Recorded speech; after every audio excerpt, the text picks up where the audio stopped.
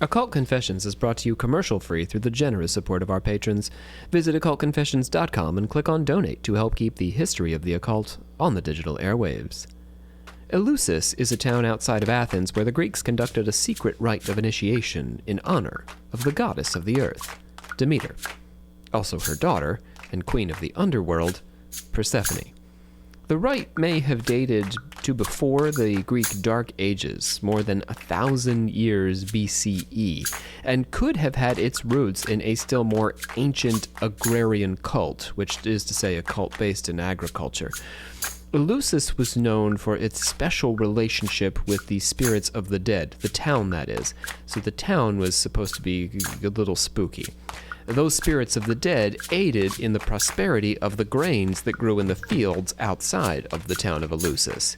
So it had both an association with the spirits and with grain, tying it back to Demeter. Anyone could become an initiate into the secrets of Eleusis, the mysteries of Eleusis.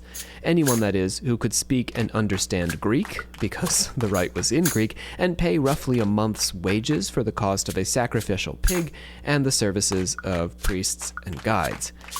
In February, the time of the flowers, initiates experienced the lesser mystery in Agrai, based on the events surrounding Persephone's death. In September, the time of the sowing of winter crops, masses of pilgrims paraded over a narrow bridge into the sacred town of Eleusis, where they experienced the secret vision of the greater mystery, an encounter that these pilgrims could never describe to anyone under any circumstances for the rest of their lives.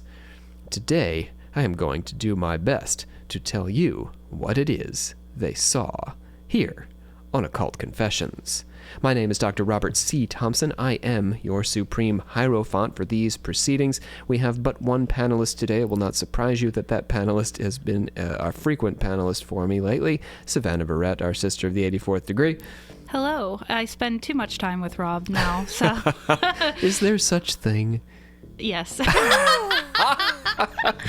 All right, I'm just kidding. I have been humbled. We have to remind him to stay humble every now and then. It's necessary, yeah. Savannah and I just got done 3 hours of Strange Ride episodes, is I think what she's referring to, although also a Christmas show. Yes, and so much more. So much more. All right, let's pledge it out, and then we'll get into the business today. Go ahead. We, the members of the Secret Order of Alchemical Actors, do solemnly commit ourselves to a full and honest telling of the history of the occult as far as we know it. Let's open up that order of confessors. Bing, bang, bop. Bing, bang, bop. John R. Drone Noise. Andro King. Nick B. Did you say drone noise? Drone Noise. Oh. Andro King. Nick B. Connie J. Devin B. Gustin P. John S. Cassie D. and Adam W. These are the newest additions to our illustrious crew of patrons. And I want to say we have been working very hard. Like, I finished my semester and I am now in the midst of recording 5 episodes over the course of a couple of days. So patrons help us keep this going. It is time consuming. It is also expensive being on the internet and keeping ourselves doing all of these things. So we do need our patrons to keep us doing what we do, and we do reward our patrons as often as we can with bonus episodes. We've got some coming out from Bree is going to be doing a new pair of episodes for us, and you'll get to hear one on the main channel, and one will be exclusive to patrons. And Strange Ride has started to put up a little bit of content as well. Yeah, on the Rob Patreon. and I talked about the Barbie movie, and that was really fun. Yeah. I enjoyed that. Barbie loves money more than women. I didn't approve of that name. No, but that's what I titled named it without me knowing that. But it was Surprise. good. No, it made me feel a lot differently about the Barbie movie, which was fun. It was fun. I love critiquing things. Yeah, we get into the weeds on the Strange Ride.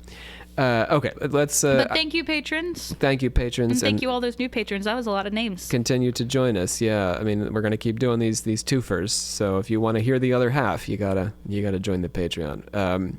Let's close it up. We'll get to reviews next time. I do have some reviews to mention, but we'll do that next time. And do review us if you have a minute. Drop us, feed us some stars. We always appreciate. Savannah. Bing, bing, bop. Delightful. So yes, it's just me and Savannah because we're going to be doing a lot of scripted business today. This is one of those days where I've written a lot of text for actors to perform. So a little bit of me, a little bit of Savannah, and a whole lot of actors telling you some stories today.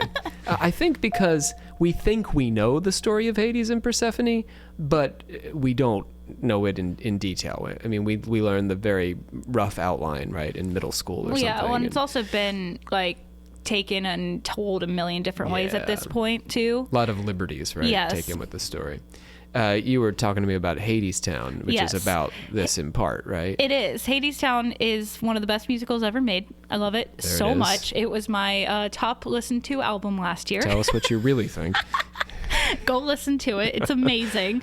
But it's basically, it combines the two tales of Hades and Persephone and Orpheus and Eurydice together. Mm-hmm. And it's really neat. It's like Orpheus and Eurydice's love kind of helps heal the love of Hades and Persephone, because Hades doesn't like that Persephone has to leave to go help the world heal periodically yeah, on an annual basis. Yes. Yeah. And I don't want to get into too much because I don't want to talk about Hadestown forever. I mean, I do, but not on this.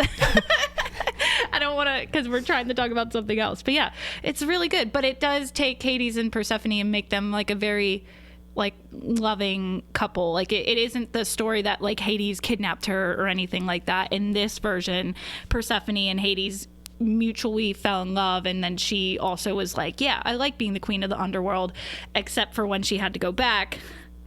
And then Hades got all insecure because he was oh, she has to leave me for 6 months of the year. That sucks. And then she would be oh, man, it does kind of suck down here. I do like the sun a little bit more than being down here. And that kind of caused a wedge between them.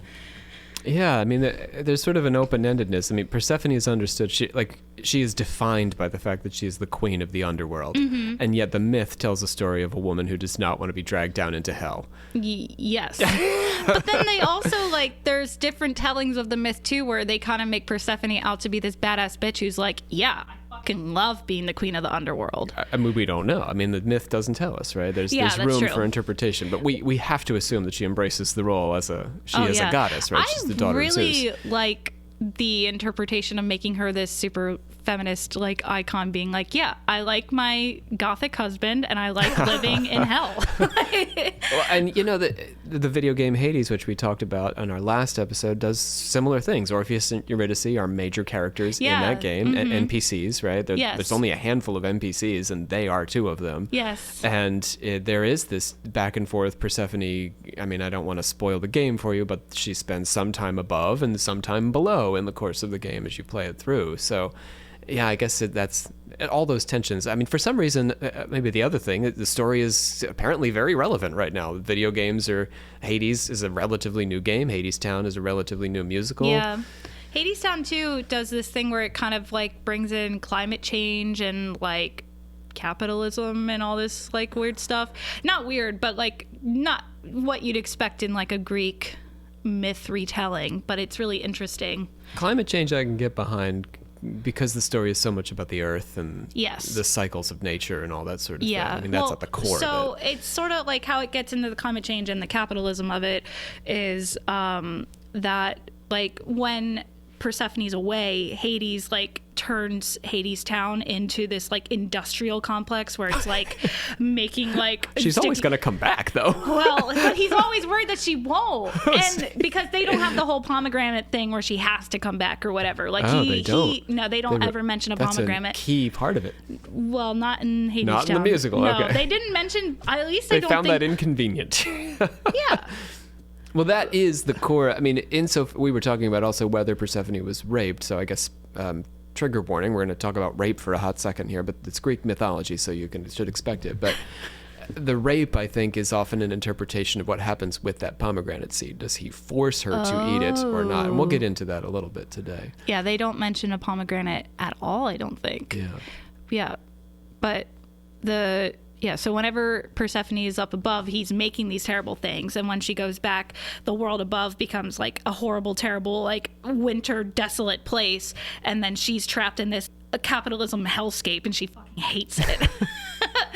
And he convinces people from the top world to come down and like work in his factories, and that's what he does to Eurydice. He's like, it's warm and you'll have food in Hadestown. So she like actively is like, okay, I will die and leave this place because I can't stand being cold and hungry anymore. And Orpheus was too busy working on a song to notice that she was like, I'm leaving. Oh. And then once he realizes she's gone, then he goes down into hell and he kind of helps the workers have like a revolution.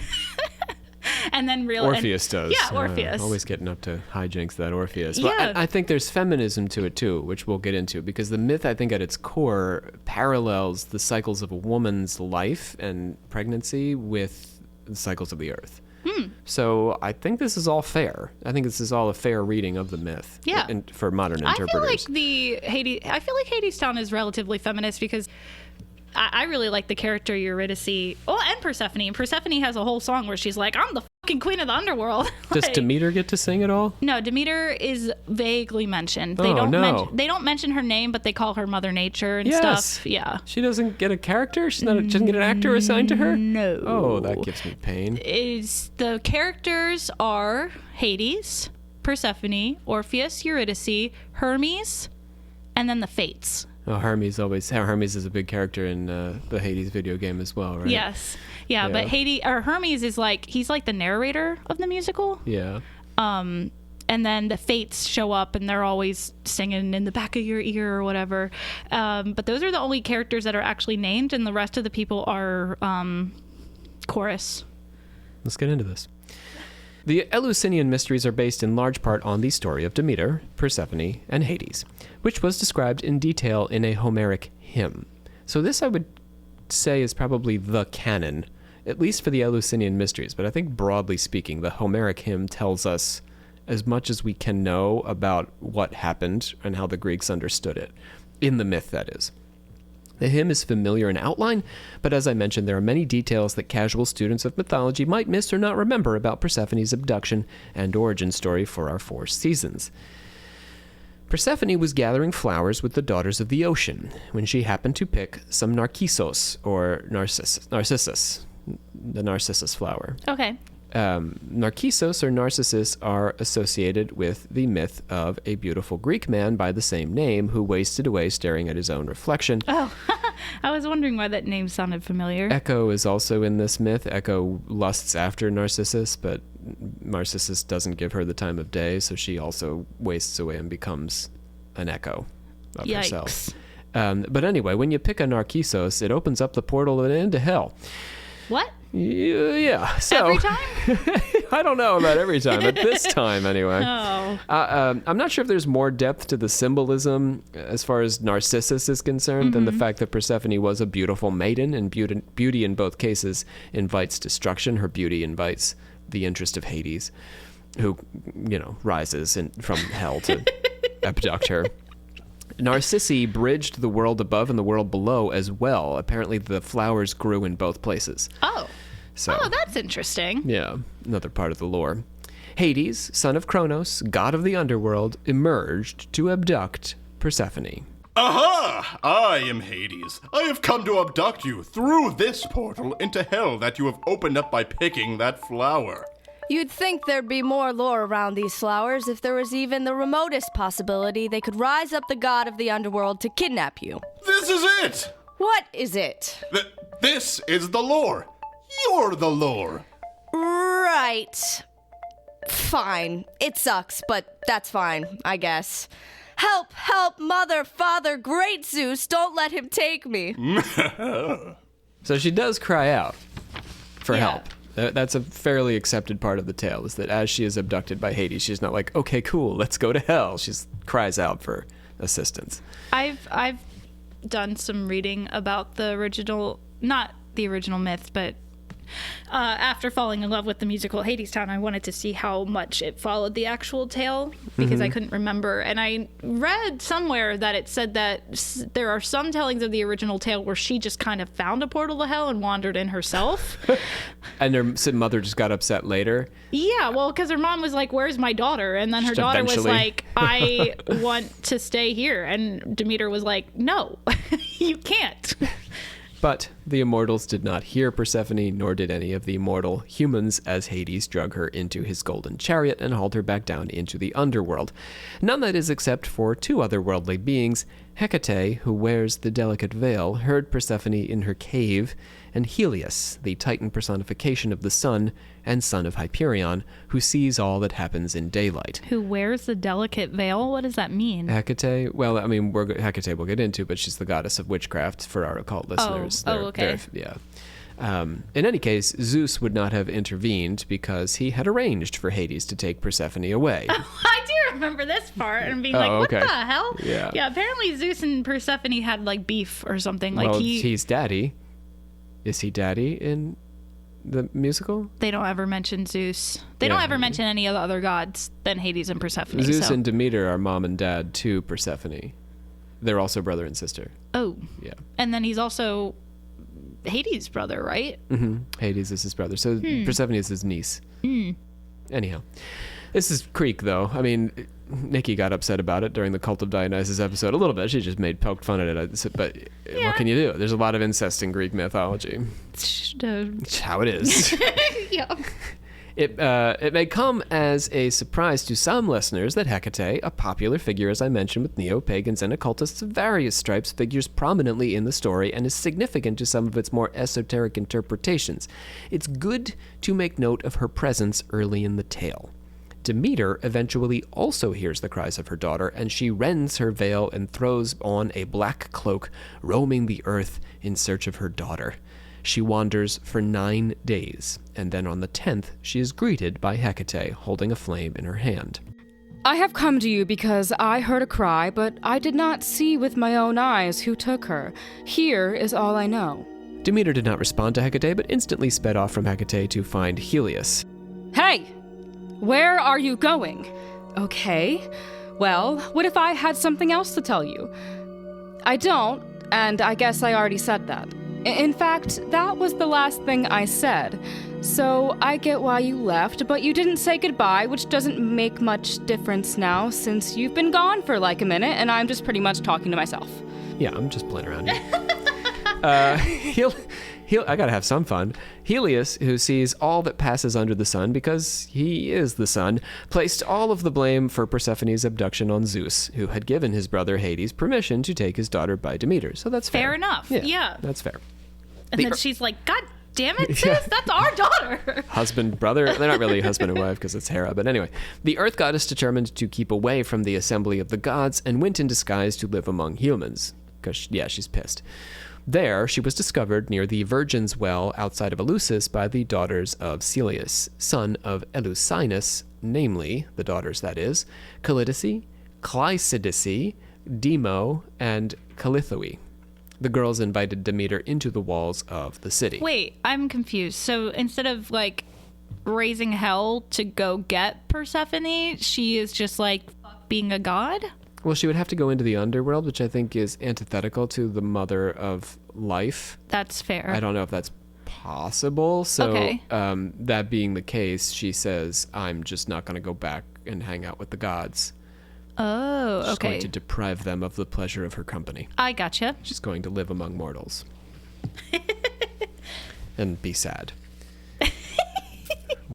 Why do you stay outside instead of approaching the city? We are the princesses of Eleusis, and we welcome you inside with us, where you will be greeted by women, old and young, who will welcome you as we do. Also maybe some dudes. Who are you, stranger? I am not the Earth Goddess, Demeter. Nobody said you were. I am Dos. I have come from Crete on the broad back of the sea where I was abducted by pirates, but got free of them in the dark of the night while the slaves aboard were being served their repast. I could not allow them to sell me and have pleasure at my price.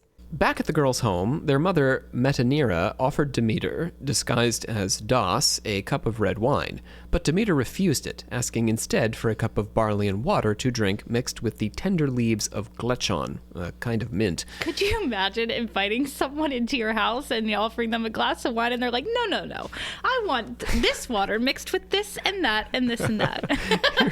You are a very specific nurse.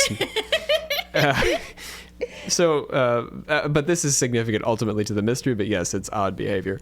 Metanira, but she's a goddess after all, so she probably expects to get exactly what she wants. Did they know that she was a goddess? No. Oh, She's okay. disguised Well, that's as an the old problem lady. I guess I'm getting at. Metanira then asked her to be nurse to her newborn baby. Demeter agreed, promising to protect the babe from witches' roots and give him powerful herbs and talismans to ward off possession, which is neat. Yes, they don't cover possession in our ancient Greek birthing classes. That's a big help. The girls all got possessed at least twice as babies, and the exorcism bills cost us an arm and a leg. They just trusted this random lady who was very demanding in her drink choices to watch their baby. I think that's what made her more trustworthy. If she this lady knows what she wants. Yeah, she's not here to steal babies. She's here for specific beverages. What Metanira didn't count on was that Demeter would attempt to burn away her child's mortal spirit and render him immortal by secretly placing him in the fire each night. You didn't know about this part. What happens when you trust a random lady to watch your baby? She will stick your baby in the fireplace while the family is sleeping. One night, Metanira walked in on Demeter performing this ritual, and she wailed in anguish because her baby was in a fire. So Demeter pulled him out of the flame and tossed the baby boy on the ground. She then threw the baby on the ground? She tossed him across the floor, across the room. Hell? I would have made this son ageless for all of time, and I would have granted him undying honor, but now he can never escape the demons that bring his death. You are a foolish woman.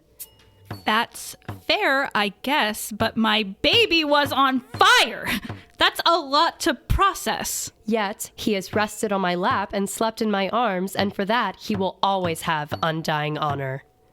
All right, so he should be okay from getting thrown across the room then? Have all your people build me a temple, and I myself shall institute my rites so that you may perform them, and so assuage my wrath.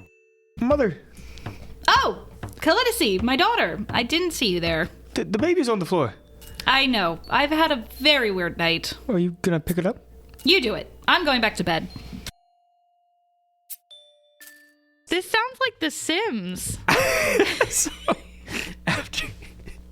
after leaving Celius's house, the king of Eleusinus, where am I talking about? I don't even know. We're talking about babies the being king on of fire. Eleusis. There we go. After leaving the king's house, Demeter made a deadly year for humankind, withering the soil and keeping the seeds hidden in the ground.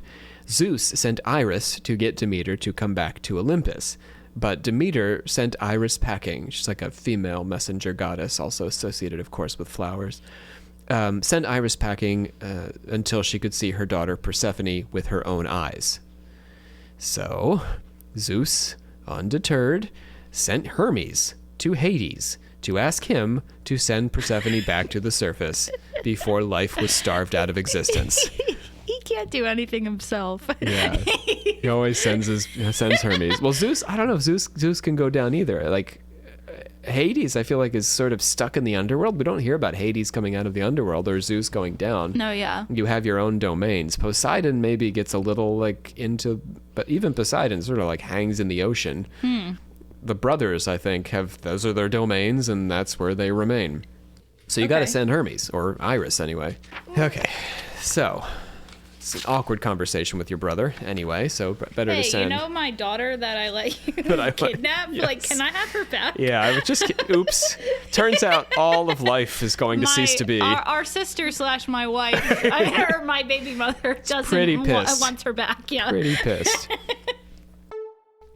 Okay, that's fine. I'm cool with it. But first, Persephone, before you leave, you just got to try one of these pomegranate seeds. They're really super awesome as far as pomegranate seeds go. Dead pomegranate seeds are the best pomegranate seeds by far. Isn't there a whole rule here where if you eat a fruit, you get stuck here forever, or, I don't know, for at least like half a... Shut up and eat the seed already! Did you eat the pomegranate in the depths of the underworld? I didn't really have much of a choice about it. He kind of shoved it in my mouth. Oh, daughter. Then you must live with Hades a third of the part of the seasons of the year and the rest of the time with me. That sounds alright, I guess. Ho! It is I, Hecate. Hecate! It is you! It is.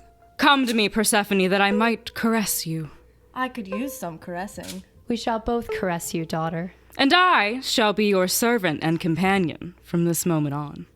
Yes, so the seed has been consumed. Because he makes her eat it, so she has to come back. Well, even the myth, the hymn, is unclear about that.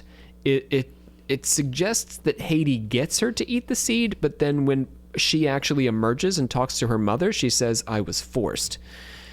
So is she lying to mom to make herself seem better, or was she forced to take the seed? See what I'm saying? Okay, interesting. Rhea, mother of Demeter and Zeus, came to Demeter and persuaded her to allow the earth, so grandma, to bear fruit again, since her daughter could be with her for 2/3 of the year.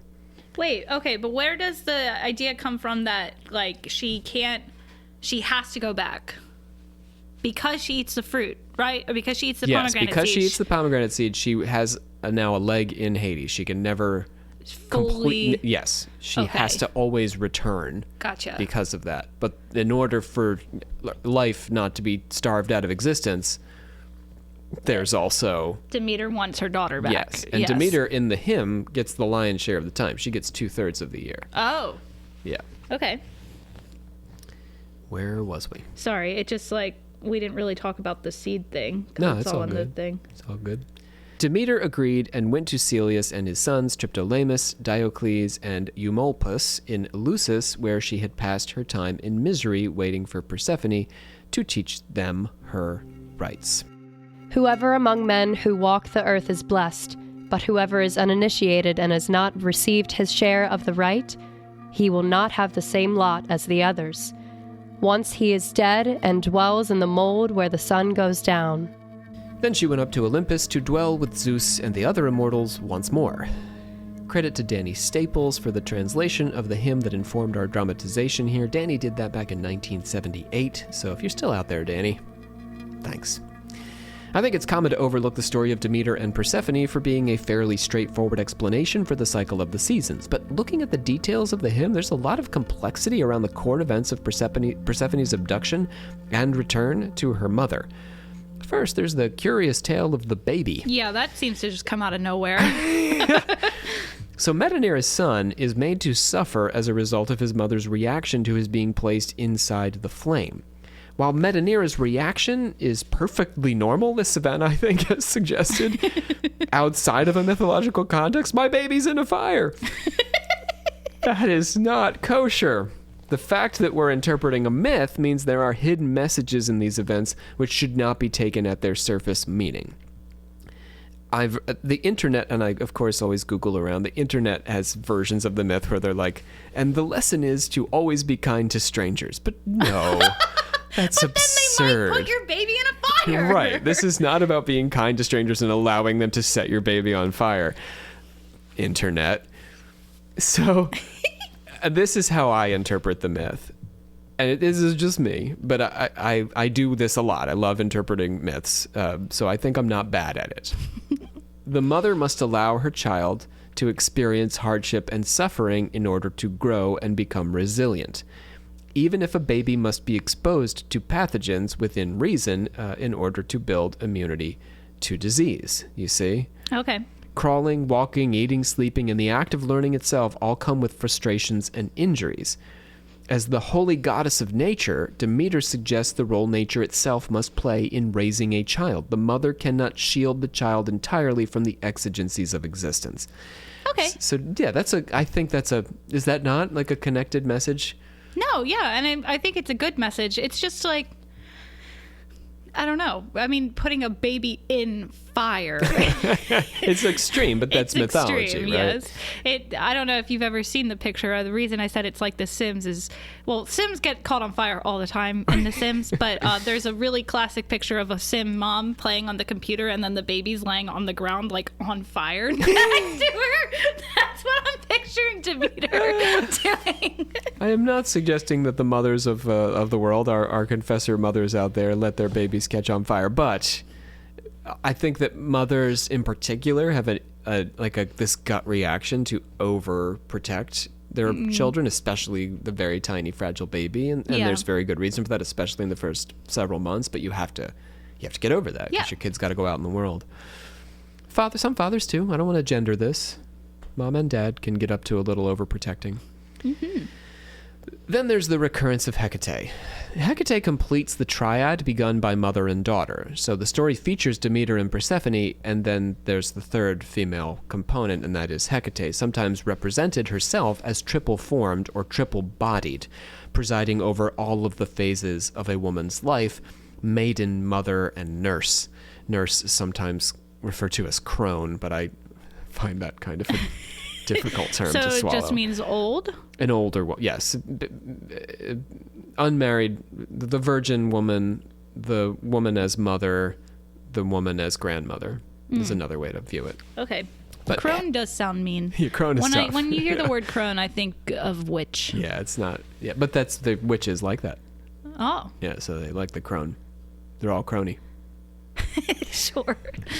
All croned up. But so anyhow, Hecate embodies all three of these. So her presence is significant, I think, and speaks to the fact that the myth is not just talking about the seasons anymore, or even motherhood. It's now talking about femalehood, femininity, the life cycles of a woman.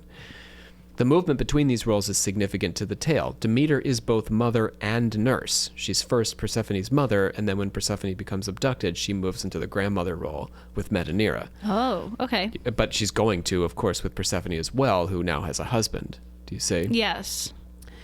Persephone is both maiden, and her marriage to Hades points toward her impending motherhood. In fact, the entire myth of the seed seems to suggest motherhood, and I can dig into this a little further in a moment. Okay. But she does have a seed either forced on her or she takes the seed. Okay. Right? Uh-huh. Do I need to? No. Okay.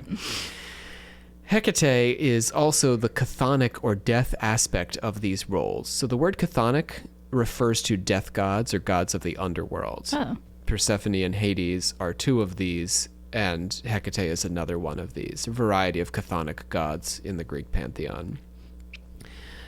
Marriage is the death of maidenhood. Motherhood is another substantial change in identity, suggesting a kind of death. And even the nurse is a figure who theoretically nurses the child of another because her own child has died, if we're talking about a breastfeeding nurse and not a grandmother nurse. So in ancient culture, if you lost a child, you could sell your services because you would still be producing breast milk. I gotcha. To a rich woman to breastfeed her child. Okay. But death is then implicit in all of this. And certainly in the ancient world, death is even implicit in pregnancy and childbearing because childbearing can be dangerous. Yeah. I'm not going to say it is dangerous. By all means, have children, but it can be dangerous. Hecate is a reminder of the dangers, as I'm saying, of birthing and infancy, also a theme of the story of Demeter and Metanira. So infancy is another thing where death lingers around the child because children are quite vulnerable in the fourth trimester, like their first 3 months on Earth. They're susceptible to a lot of disease and things. So there's a lot of death just lingering around. So Hecate is sort of like embodying that.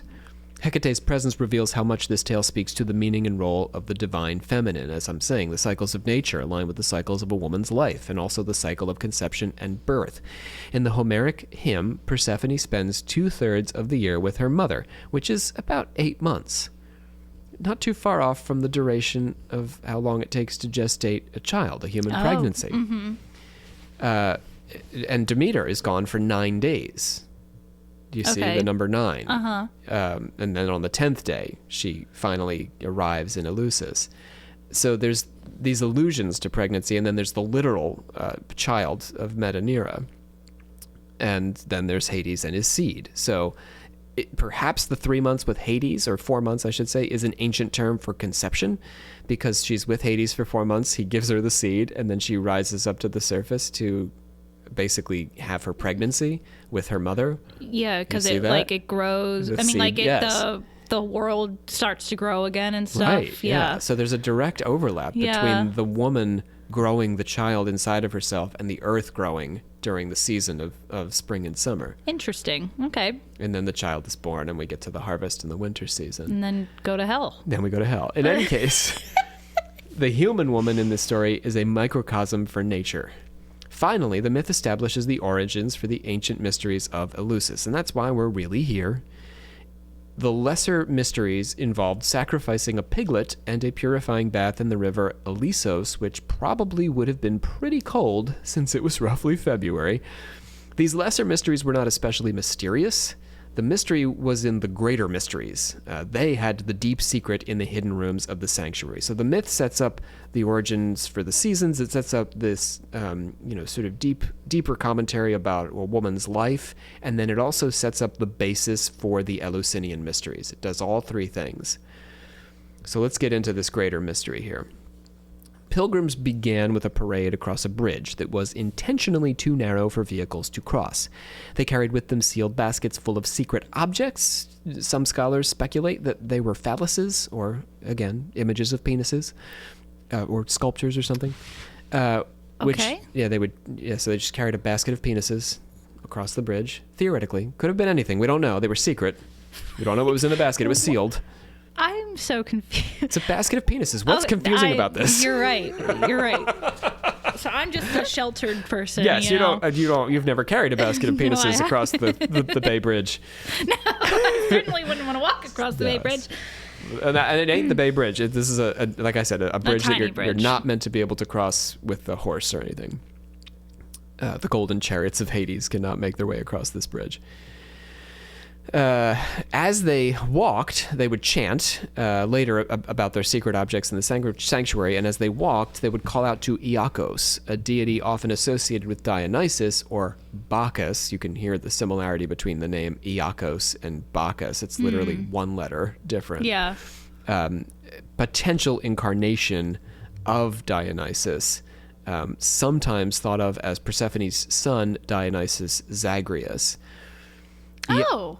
Yeah. I didn't know Zagreus was like based off an actual thing. I just thought they made him up for the video Zagreus game. is for real, yeah. So Zagreus is a mysterious god because we're not sure who exactly Zagreus is. The cult of Dionysus believed that Zagreus was an incarnation of Dionysus when Persephone had sex with Zeus, who was her dad. Ew. Yeah.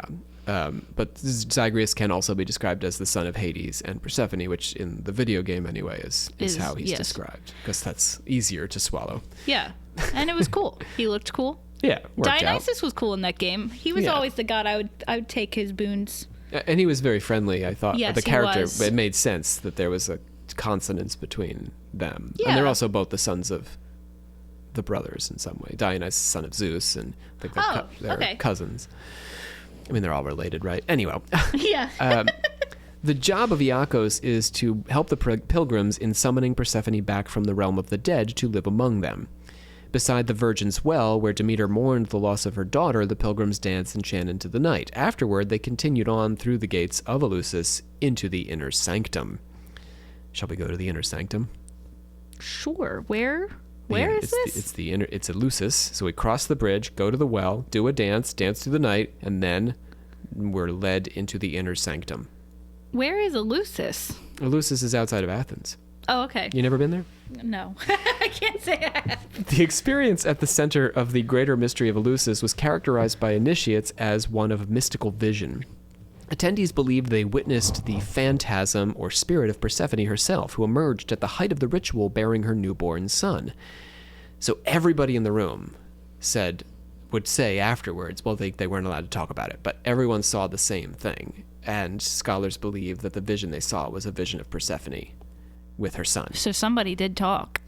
Yes, somebody spilled the beans. That's wrong. It's like Fight Club, right? Yeah, but it's huge, like thousands of people, so I guess it would be harder to keep the secret. It would be. Given the Greeks' familiarity with scripted drama, they have been traditionally credited with introducing it to Western civilization. It's unlikely that this phantasm of Persephone was just an actor playing Persephone. This was a real vision. A real ecstatic revelation in the sense of conjuring into being the actual presence of the divine. But, as I tell my students, ecstatic rituals and their transformative revelations are uncertain and cannot be relied upon to deliver on cue. You can't just have a mystical vision like in 10 minutes. I'm No. going to have my vision later before dinner. Yep. So, preachers, for example, who rely on divine inspiration, and mediums who enter states of altered consciousness to speak to the dead cannot be sure when or if they will achieve that inspiration in the moment and give performances of different lengths or sometimes no performance at all. Just not feeling it today. Sorry, guys. What's strange about this particular ritual is that it happened like clockwork at the same time every year during the gathering of the pilgrims in the sanctuary in September. Yeah. Well, I also think it's interesting. I didn't realize that that was a part of the myth as well, that Persephone had to be summoned out of Hades. Yep. Interesting. Yep. Well, kind of. I mean, she emerges. But they're summoning her, right? They're present for her emergence. Oh. Yeah. The scholars R. Gordon Wasson, Carl A.P. Ruck, and Albert Hoffman suggested back in 1978 that this was likely the product of participants taking some kind of hallucinogen, specifically ergot. So how did everybody have a vision at once? They all got high. Ergot is... Yeah, that makes sense. It's logical. Ergot is a tiny fruiting, often purple fungus that can grow on grains and contains lysergic acid and ergotamine, the precursors to lysergic acid diethylamide, or LSD. Oh. Yeah. That's intense hallucinogen. Ancient LSD. Yeah. Whoa. To make the case for hallucinogenic grain, the authors point to the moment in the story when Demeter refuses the wine offered to her by Metanira and instead asks for a potion made of barley and mint. She asked them for LSD? Basically, yeah. And then put their baby in a fire? Can you imagine? Would you like some wine? No, I want... Give me LSD. I do. Also, would you like to care for my baby? Yeah. Got you. You are welcome to my baby. To make the case for... I'm sorry.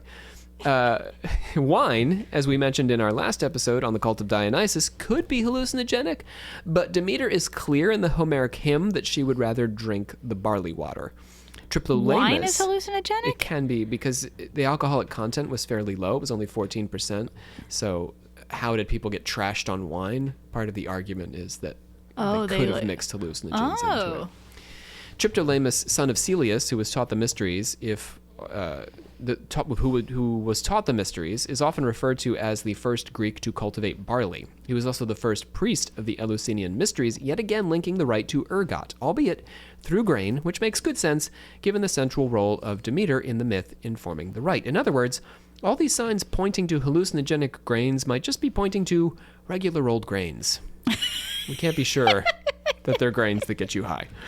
But that wouldn't account for the visions of Persephone experienced by the group. That's the thing. Yeah. Like, how do they have these visions? But also, even if everyone in the room was high, that doesn't mean that they're all going to have the same vision. I would put to you that if you are properly prompted, that could be the case. Yeah, you're right. I mean, I think about you're near-death right. experiences, how people generally experience their conception of religion during a near-death experience, and it varies from place to place. There are commonalities like the tunnel and all that sort of stuff, but there are also elements of your own culture that inform what you see. That's true. So That's a good point. if we coach you enough, Okay. possibly. Inside the temple, initiates would have sat in a great crowd surrounded by a forest of columns facing the great throne of the priest. The priest, derived from Eumolpus and Kirikes families, so only two families produced the priests of this, the people who work, the priestesses and priests, conveyed the grains into chalices, which he gave to the priestesses who danced through the halls, with them distributing the potion to the initiates. The place where he performed the rite, the priest that is, was likely atop the site of the old temple, dating back to the earliest origins of the ritual in Mycenaean times. The pilgrims chanted that they had received the potion. Once they had received the potion, there was music and singing, perfumes filled the air, we're guessing, of course, because this was a secret. And as the music reached its climax, the doors of the inner chamber were flung open. Out stepped Persephone, returned from Hades, carrying her infant son. It sounds like a fun party, Right? honestly. But who was Persephone's son? Dionysus Zagreus, while a child of Persephone, doesn't make much sense in this context, since Dionysus Asiakos leads the initiates to the rite and calls on his mother to emerge. He couldn't then emerge with her as an infant. That's some weird time travel shit right there. Well, I don't know. Nothing makes sense with the Greek gods, so I would buy it. Hold that thought. He is sometimes called Bremos, but also Plutos, the personification of wealth. Plutus is pictured inside a cornucopia that Persephone is handing to her mother, Demeter, in one situation, one artistic setup.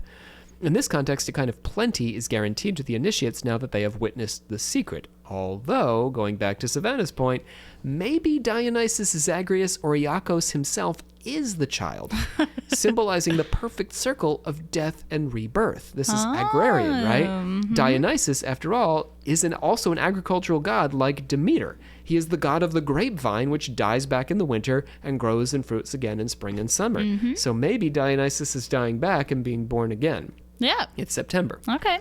The entire rite was considered a kind of spiritual cleansing that prepared the initiate for their eventual entry into the underworld, although pilgrims experienced the ritual at all stages of life.